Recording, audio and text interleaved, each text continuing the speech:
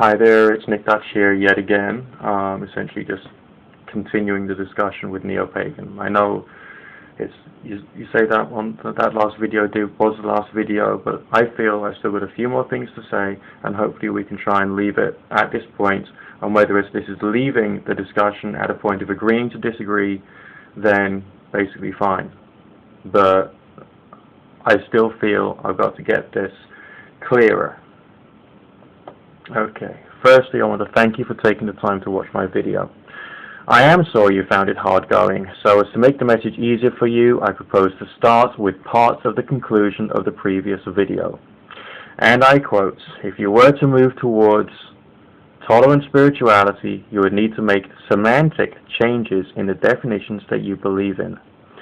Earlier in the video I mentioned that I was focusing on the message that you conveyed publicly in your videos. I was very concerned by both phraseology and expression. Need I point out again, you are an important opinion creator here in this public forum of YouTube. As you called me out on my academic history, let me give you a rapid synopsis of my academic resume. After secondary school, I studied counseling in theory and practice, and in so doing, covered a great deal of social and psychological science. After that, in the summer of 1999, I graduated with honors from the University of Essex with my degree in sociology. It's one of the most respected universities in the European Union for sociology. The degree incorporated aspects of psychology. Some of the more important aspects of this degree included scientific methodology, statistical analysis, and the analysis of data. And this means that yes, I do feel qualified to ask you questions and to point out aspects of your argument that I find questionable. Also, as part of the degree in my final year, I studied the history and origins of racial ideas in the Western world. Following my degree, I studied natural and neuroscience, including behaviorism and how this ties in with brainwave activity and psychology.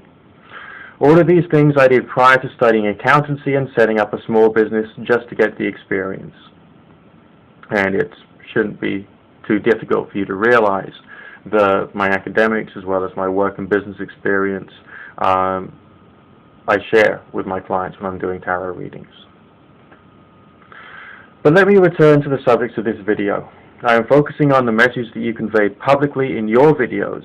In your most recent video to me, you stated that the 13 principles of Wicca define Wicca.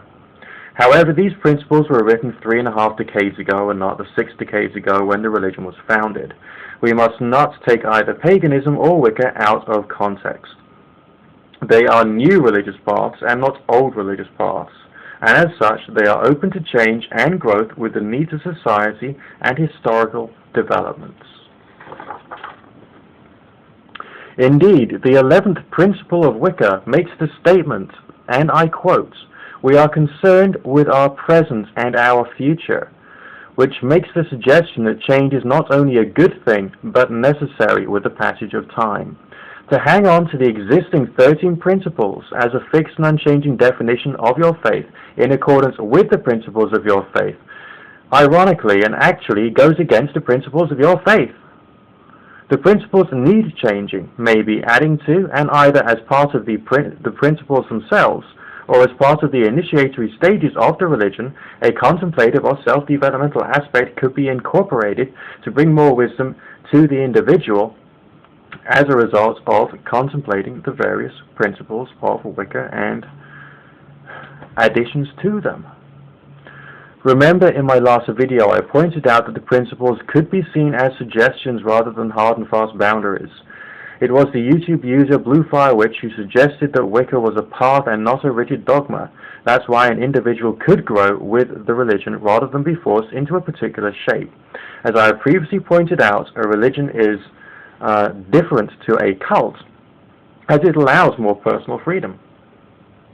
You made a statement in your last video to me that the racial attitudes that were expressed as a concern in the excerpt of Tannhaus's video that I included in my last video were a minority Aryan phenomena.